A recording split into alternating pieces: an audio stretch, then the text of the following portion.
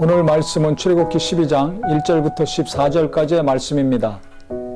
6월절에 관련돼서 하나님께서 말씀을 하셨는데 1절부터 보면 여호와께서 애굽 땅에서 모세와 아론에게 일러 말씀하시되 이 달을 너희에게 달의 시작 곧 해의 첫 달이 되게 하고 너희는 이스라엘 온 회중에게 말하여 이르라. 이 달 열흘에 너희 각자가 어린 양을 취할지니 각 가족대로 그 식구를 위하여 어린 양을 취하되 즉 너물유자 너물 월자입니다. 넘어간다는 뜻이죠. 영어로는 패스오버. 이 6월절을 지켜야 될 것을 하나님이 이제 모세에게 말씀을 하셨습니다. 이제부터 애굽에서 이스라엘 백성들이 탈출하는 이 시점을 기준으로 해가 바뀐다는 것입니다. 즉 해를 새롭게 정해 주셨습니다. 그래서 첫 달이 되긴다. 너에게 달의 시작 곧 해의 첫 달이 되게 하고 애굽에서 종살이하는 그 모든 수치와 부끄러움과 고난은 끝났고 애굽에서 유월절을 통해서 이제 탈출을 하게 되는데 그때부터 새로운 시작이 된다. 즉 민족의 시작, 자유의 시작뿐만 아니라 시간의 시작, 달의 시작도 같이 된다는 것입니다. 그러니까 이스라엘 역사적으로는 굉장히 중요한 사건이죠. 그래서 그때를 1월로 잡은 것입니다. 즉 아비볼이라고 합니다. 히브리 말로. 우리로 치면 태양력으로 치면 3월과 4월 중간쯤 됩니다. 그래서 달을 바꿔서 그때를 해 첫 시작으로 하나님께서 정하셨습니다. 그래서 이스라엘 백성들이 완전히 새로운 삶을 산다는 것을 말씀을 하시는 거죠. 그때는 가족대로 1년 된 어린 양을 잡으라고 그러셨습니다. 6월절 제물로서는 1년 된 어린 양 아니면 염소를 잡습니다. 근데 수컷을 잡아야 됩니다.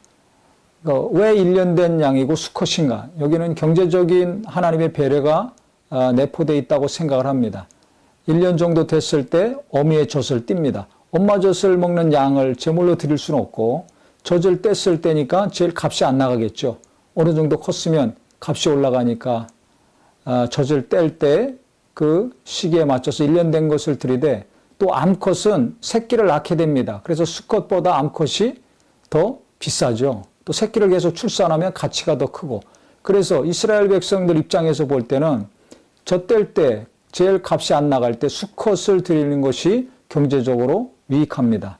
하나님의 특별한 배려라고 볼 수가 있습니다. 그 다음에 가족 수대로 양을 잡아라. 만약에 다 먹기 어려우면 이웃집과 나눠 먹고 만약에 모자라면 더 잡되 사람의 숫자대로 그 먹을 양의 숫자대로 양을 잡으라는 것입니다. 만나도 똑같죠. 욕심을 부려서 더 많이 가져왔을 때는 그 만나가 썩었습니다. 욕심 부리지 말으라는 하나님의 깊은 뜻이 있습니다. 6월절을 지킬 때 애굽에서 탈출하는 그 출발점부터 해가 바뀌고 달이 바뀌고 새롭게 시작하는데 욕심 부리지 말아라. 하나님이 얼마나 욕심을 안 좋게 생각하시는가. 또 반대로 인간은 기본적으로 얼마나 욕심이 많은가. 우리가 오늘 말씀을 통해서 정말 내 욕심을 내려놔야 되겠구나. 하나님이 나를 새롭게 도우시고 새롭게 인도하시길 원한다면 하나님이 함께 하시는 삶이 되길 원한다면 내 안에 있는 욕심, 내 가족들의 욕심, 내 교회의 욕심을 내려놔야 될 것입니다. 그 가족들의 숫자에 그 먹을 수 있는 분량만큼만 양을 각각 잡아야 된다는 것입니다. 넘쳐도 안 되고 모자라도 안 된다는 것입니다. 그 다음에 열흘째 되는 때 그 양을 준비해서 열나흘째 되는 때 밤에 이제 양을 잡으라는 것입니다. 그래서 그 양을 잡으면 피를 흘리겠죠. 그 피를 문설주와 임방에 바라라. 문설주는 문의 양쪽 기둥이죠. 그 다음에 임방, 그 중간에 그 사이, 기둥의 사이에다 피를 바르라는 것입니다. 그 다음에 구워서 먹으라는 것입니다. 그 양은. 삶아 먹지도 말고 생으로도 먹지 말아라. 생으로 먹었다가는 몸에 해로울 수가 있죠. 병에 걸릴 수도 있고. 그래서 불로 구워 먹어라. 건강을 생각하는 하나님의 배려가 또 있습니다. 만약에 병에 걸려서 탈이 나면 탈출을 못하죠. 또 전염병이라면 그 많은 또 사람들이 공동생활하는데 그 병이 돌아서 또 생명에 위태로울 수도 있습니다.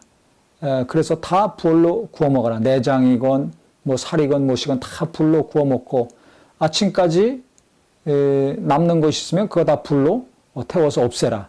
남았다고 또 아깝다고 갖고 갔다가 상한 거 먹으면 또 탈이 나겠죠. 그래서 하나님이 경제적으로나 또 육체적으로나 이스라엘 백성들을 사랑하시고 배려하시는 것을 섬세하게 느낄 수가 있습니다. 지금도 마찬가지입니다. 하나님께서 우리의 건강과 우리의 경제적인 형편 너무나 잘 아셔서 우리를 배려하시고 돕고 있다는 믿음이 있기를 바랍니다. 그 다음에 그걸 먹을 때 고기만 먹지 말고 무교병과 쓴 나물과 같이 먹으라고 말씀을 하셨습니다. 쓴 나물은 쓰죠. 그래서 애굽에서의 고난을 잊어먹으면 안 된다. 예수 믿기 이전에 그 고통과 아픔 잊지 말라는 것입니다. 또 무교병, 효모가 들어있지 않은 병이죠. 즉, 이 효모는 부패, 누룩은 부패를 상징합니다.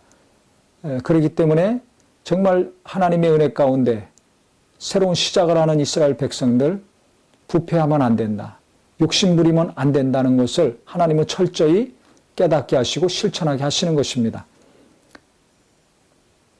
그 다음에 먹을 때는 편안하게 먹지 말고 허리에 띠를 띠고 발에 신발을 신고 그 다음에 지팡이를 짚고 급히 먹으라고 하셨습니다. 그것은 왜 그랬냐면 애굽에서 나올 때 빨리 나와야 되거든요. 급하게 나와야 됩니다. 그러니까 여유 있게 먹지 말고 그와 같이 급히 먹어라 말씀하셨습니다. 그 다음에 뭐라고 하셨냐면 그 밤에 6월절 밤에 되면 애굽 땅에 두루다니며 사람이나 짐승을 막론하고 애굽 땅에 있는 모든 처음 난 것을 다 치고 애굽의 모든 신을 내가 심판하리라. 나는 여호와라. 내가 애굽 땅을 칠 때 그 피가 너희가 사는 집에 있어서 너희를 위하여 표적이 될지라. 내가 피를 볼 때 너희를 넘어가리니 재앙이 너희에게 내려 멸하지 아니하리라. 즉 양의 피를 볼 때 넘어가리라. 양의 피가 있는 집은 살고 그 피가 없는 집은 재앙이 닥치는 거죠. 첫 태생이 죽는 죽음을 겪을 수밖에 없다는 것입니다. 이것은 무엇에 대한 비유입니까? 바로 예수님이 이 땅에 오셔서 피 흘리신다는 비유죠. 유월절 어린 양은 예수 그리스도를 예표하는 것입니다. 즉 예수께서 이 땅에 오셔서 우리 죄를 담당하시고 피 흘리심으로 그 피를 힘입고 예수를 영접하는 자가 죄 사함 받고 영원한 생명을 얻게 됩니다.